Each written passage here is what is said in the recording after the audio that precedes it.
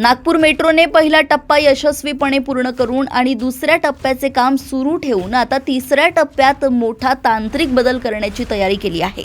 तिसऱ्या टप्प्यात Nagpur metro driverless तंत्रज्ञानावर धावणार आहे। यामुळे नागपूरची मेट्रो देशातील अत्याधुनिक मेट्रो प्रणालींपैकी एक ठरेल। या टप्प्यात मेट्रो ग्रेड 4 ऑटोमेशन UTO म्हणजेच अनअटेंडेड ट्रेन ऑपरेशन प्रणालीवर चालेल, ज्यामध्ये ट्रेनसाठी मानवी ड्रायव्हरची गरज नसते। जगातील सर्वात अत्याधुनिक मेट्रो यातून चालतात।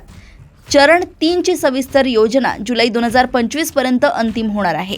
या टप्प्यातील लाईन सुरुवातीपासूनच ऑटोमेशनसाठी डिझाईन केल्या जातील। नवीन signalling system, train set, control centre आणि संपूर्ण लाईनचे एकात्मिक विकासाचे काम होईल। महामेट्रोच्या व्यवस्थापकीय संचालकांनी सांगितलंय की या तंत्रज्ञानामुळे मेट्रो अधिक सुरक्षित, ऊर्जा बचत करणारी आणि वेळेवर धावणारी होईल।